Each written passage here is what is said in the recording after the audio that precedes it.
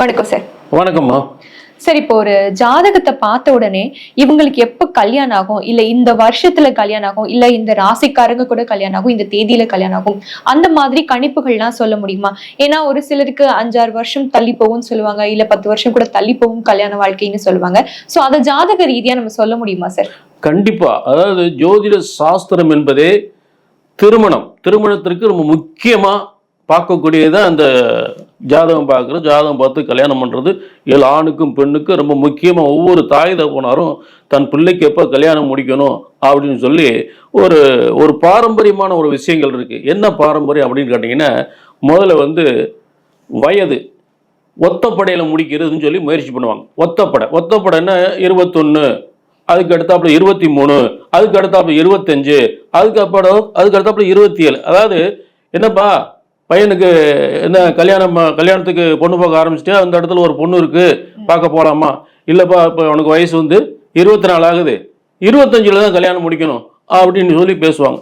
சரி, நீ 25ல் போய் பொண்ணு பார்ப்பாங்க. அப்போ இந்த 25லையும் பொண்ணு செட் ஆகாது. அப்புறம் என்ன செய்வாங்க, 26ல் முடிக்கக்கூடாது, இப்படியே தள்ளி போய் 29ல் ஆயிரும். இது ஒரு முறை. அப்புறம் வியாழன் நோக்கம்னு ஒன்று இருக்கு. குரு பார்வை வியாழ நோக்கம். என் பிள்ளைக்கு வியாழ நோக்கம் வந்துருச்சா? அதாவது குரு பகவான் ஒவ்வொரு முறையும், அதாவது ஒவ்வொரு ஆண்டும் குரு பகவான் பெயர்ச்சி ஆகும் பொழுது 2, 5, 7, 11 இந்த இடத்தில் இருந்தாலும் அந்த இடத்தை பார்த்தாலும் இதுக்கு பேரு குரு பார்வை வியாழன் நோக்கம் என்று பேர். வியாழன் நோக்கம் அப்படின்னா குருவினுடைய பார்வை. நோக்கம் என்றால் பார்வை. அப்ப இந்த வியாழன் நோக்கம் வரும்போது என்ன செய்வாங்கன்னா, மாதா பிதா குரு, குருக்கு பேரு மாதா பிதா குரு, இந்த அப்பா அம்மா தாய் மாமே எல்லாரும் சேர்ந்து போய் பொண்ணு பார்க்கறது. இப்படியே பொண்ணு பார்த்துட்டே என்ன செய்வாங்க, இந்த பொண்ணு பிடிக்கல அந்த பொண்ணு பிடிக்கல அப்படின்னே பொண்ணு பார்த்துட்டே வருஷ கணக்கு அலைவாங்க. 25ல் பொண்ணு பார்ப்பாங்க, அப்போ 27ல் பொண்ணு பார்ப்பாங்க, அப்புறம் 28ல் பொண்ணு பார்ப்பாங்க. அப்படியே வயசு 30 ஆகிப்போச்சு, 31 ஆகிப்போச்சு. என்ன நாங்களும் 21 வயசுலேருந்து பொண்ணு பார்க்க ஆரம்பிச்சிருக்கோம், இல்லாட்டி 21 வயசுலேருந்து பொண்ணுக்கு மாப்பிள்ளை பார்க்க ஆரம்பிச்சிருக்கோம், இது வரைக்கும் கல்யாணம் முடியல அப்படின்ற ஒரு பெரிய ஒரு ஆதங்கம், வேதனைகள், போகிறது கோயிலாக பரிகாரம் பண்ணுறது, இப்படி நிறைய விஷயங்கள் இருக்குது. நிறைய அவங்க மனவேதனை பெற்ற தாய் தந்தர்கள் தான் ஒவ்வொரு இடத்துக்கு பொண்ணு பார்க்குறது, மாப்பிள்ளை பார்க்குறது, கோயிலுக்கு போய் பரிகாரம் பண்ணுறது, அப்படியும் கல்யாணம் முடியல அப்படின்ற வேதனை இருக்குது. இதுக்கு ஒரு முடிவு நம்ம கட்டலாம். நான் என்ன சொல்றேன்னா, வருஷ கணக்கா ஜாதகத்தை தூக்கி அலையாதீங்க அப்படின்றது என்னோட முக்கியமான ஒரு விஷயம், ஒரு உத்தரவாதம். அப்படி என்ன கேட்டீங்கன்னா, அதாவது ஒரு ஜாதகத்தை தூக்கியாச்சுன்னா இந்த வருஷம் இந்த மாசம் கல்யாணம் முடிஞ்சு ஆகணும். அப்படி முடியல, ஜோதிட சாஸ்திரம் என்பது ஒருபோதும் தப்புவதில்லை. அதாவது பிரம்மனுடைய விதி, இந்த மாசம் இந்த வருஷம் இந்த மாசம் இந்த ராசிக்காரருக்கு இந்த ஜாதகத்தை கண்டிப்பா முடியும். இது பிரம்மனுடைய தலை எழுத்து. அதனால்தான் நம்ம பிரம்ம சித்த ஜோதிட சாஸ்திரம் என்பது நம்ம ஜோதிட சாஸ்திரத்துடைய பெயர். சித்தர் வாக்கு பிரம்ம சித்தர் வாக்கு ஜோதிடம் என்பது நம்ம ஜோதிட சாஸ்திரத்துடைய பெயர். அதன்படி சேலஞ்ச் பண்ணி சொல்லலாம். வருஷ கணக்கு யாரும் அலைய வேண்டிய அவசியமே இல்லை. அதாவது 2ஆம் இடத்திலேயோ ஒரு 5ஆம் இடத்து திசையோ 7ஆம் இடத்து திசையோ 11ஆம் இடத்து திசையோ இந்த திசைகள் நடைபெறும் பொழுது கண்டிப்பா அதற்குரிய புத்தி அந்தரங்கன்னு ஒண்ணு இருக்கு. அந்தரங்க அதுக்கு ஒரு ரகசிய புத்தின்னு அர்த்தம். அந்த அந்தரங்க புத்தியில சரியாக பார்த்து சரியாக கணித்தால் இந்த வருஷம் இந்த மாசம் கல்யாணம் முடிஞ்சு ஆகணும். அதோட முக்கியமான விஷயம், இந்த ராசிக்கு இந்த ராசி தான் முடியும் அப்படின்னு உலகத்துல யாரும் சொன்னதாக சரித்திரமே கிடையாது. அது நம்ம ரெக்கார்ட் பண்ணலாம், சரித்திரம் படைக்கலாம். இந்த ராசிக்கு முடியணும், முடிஞ்சு ஆகணும், அதுல மாற்று கருத்தே கிடையாது. அதனால ஒன்னும் ஜாதகத்துக்கு அலைய வேண்டிய அவசியம் இல்லை. ஒரு விஷயம், அடுத்து எந்த ராசி முடியும் அப்படின்னு வேதனைப்பட்டுக்கிட்டு அலைய வேண்டிய அவசியமே இல்லை. இந்த ராசிக்கு இந்த ராசி தான் முடியும் ஆணித்தரமா சொல்லலாம். சரிங்களா? முன்னாடி எல்லாம் எல்லாருக்கும் ஒரு 21 வயதுக்குள்ள இல்ல 25 வயசுக்குள்ளேயே கல்யாணம் ஆயிடும் பார்த்திருக்கோம். ஆனா இப்போ இருக்க காலகட்டத்தை பாத்தீங்கன்னா 30 வயசு ஆனாலும் கல்யாணம் ஆயிருக்காது, இல்ல 45 50 வயசு ஆனாலும் கல்யாணம் ஆகாம இருக்கு. அதுக்கு காரணம் என்னவா இருக்கும்? அருமையான ஒரு கேள்வி. என்னன்னு கேட்டீங்கன்னா, இது ரொம்ப ஒரு 30 40 வயசு 45 வயசு, நான் என்னுடைய அனுபவத்துல 50 வயசுக்கு மேலும் கல்யாணம் ஆகாத ஒரு அட்வொகேட்லாம் இருக்காரு, கவர்மெண்ட் ஆபீசர்லாம் இருக்காரு, தலைமைச் செயலகத்தில் ஒருத்தர் இருக்காரு, அவருக்கு வயசு 55 ஆச்சு, அவருக்கும் கல்யாணம் முடியல. இது எதனால ஏற்படுது அப்படின்ற ஒரு விஷயம் முதல்ல ஆரம்பத்தில் பாத்தீங்கன்னா, பெண் பிள்ளைகளை ஒரு 8ஆம் கிளாஸ் 9ஆம் கிளாஸ்க்கு மேல படிக்க வைக்க மாட்டாங்க. பெண் பிள்ளைகளை வந்து சீக்கிரமா கல்யாணம் முடிச்சு கொடுத்துருவாங்க. அந்த காலத்துல ஏன் சீக்கிரம் கல்யாணம் முடிஞ்சுன்னு அர்த்தம். அதாவது ஒரு ஆணுக்கு பெண்ணுக்கு அந்த காலத்துல கல்யாணம் முடிக்கும் மனமேடையில தான் பொண்ணையும் மாப்பிள்ளையுமே சந்திக்க வேண்டிய சூழ்நிலை வரும். பெத்தவங்க பார்த்து சீக்கிரம் முடிச்சிருவாங்க. ஆனா இந்த காலத்துல பெண்கள் வந்து ஆணும் பெண்ணும் சரி சமமாக கல்வி, சாதனை, உத்தியோகம், படிப்பு இந்த லெவல்ல வேற லெவல்ல 2 பேரும் நல்ல மாற்றம், முன்னேற்றம், நவீன காலம். அப்ப ஒரு பெண் தனக்கு தான் என்ன படிச்சிருக்க, என்ன சம்பாதிக்கணும், அதுக்கு மேல ஒரு மாப்பிள்ளைக்கு சொந்த வீடு இருக்கா, மாப்பிள்ளை எவ்வளவு உத்தியோகம் பார்க்கிறாரு, நமக்கு ஈக்குவலா இருக்க, நமக்கு அந்த மாதிரி. அதே மாதிரி பெரியவங்களும் வரக்கூடிய மருமகன் இப்படி இருக்கணும் அப்படி இருக்கணும் அப்படின்றது ஒரு பார்க்க ஆரம்பிச்சிட்டாங்க. முதல் விஷயம். அப்ப இதுலயே நாள் தள்ளி போயிட்டு இருக்கோம்.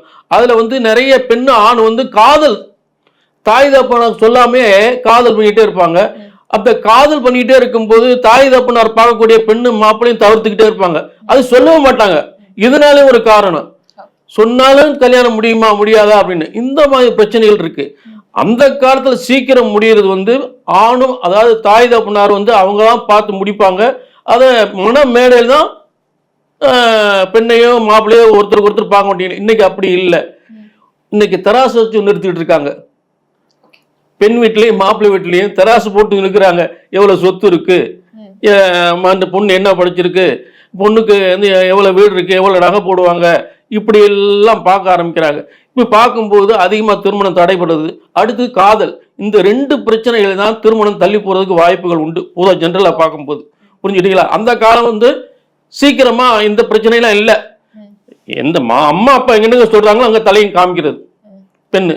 அதே மாதிரி பையனும் அம்மா அப்பா சொல்ற இடத்துல கல்யாணம் முடிக்குது. அந்த மாதிரி அந்த காலத்துல இருக்கும்போது சீக்கிரம் கல்யாணம் முடிஞ்சிருது. இப்ப பிரச்சனை அதுதான். அடுத்ததாக நம்ம யோசிக்க வேண்டிய விஷயம் கிரக தோஷங்கள். அப்படி கிரக தோஷங்கள் அப்படின்ற போது குடும்பஸ்தானம் இருக்கு. இந்த குடும்பஸ்தானம் அடுத்து புத்திரஸ்தானம், பூர்வ புண்ணியஸ்தானம், புத்திரஸ்தானம். இந்த இடத்துல காலசிற்ப தோஷம் அப்படின்னு சொல்லக்கூடிய ராகு கேதுக்கள் உட்கார்ந்துட்டாலே கல்யாணம் தடைப்படும். அதாவது திருமணம் நடத்தக்கூடிய இடங்கள் வந்து 2, 4, 5, 7, 11. இந்த இடங்கள் 2ஆம் இடம் குடும்பஸ்தானம், ஒரு குடும்பம் அமையக்கூடியது. அந்த இடத்துல ஒரு முக்கியமான மோசமான சனி ராகு சர்ப்பதோஷம், ஒரு சனி ராகு உட்கார்ந்துட்டா கண்டிப்பா திருமணம் தடைபடதான் செய்யும். அதே போல 4ஆம் இடம் வந்து என்னன்னு கேட்டீங்கன்னா ஆணும் பெண்ணும் சேரக்கூடிய சுகஸ்தானம், சுகம், ஆணும் பெண்ணும் சேரக்கூடிய சுகஸ்தானம் 4ஆம் இடம். அந்த இடத்துல செவ்வாதோஷமோ சர்ப்பதோஷமோ சனியுடைய ஆதிக்கம் ஏற்பட்டாலும் திருமணம் தடைபடதான் செய்யும். அடுத்து புத்திரஸ்தானம், பூர்வ புண்ணியஸ்தானம். கல்யாணம் முடிஞ்சாதான் குழந்தை பாக்கியம் கிடைக்கும்.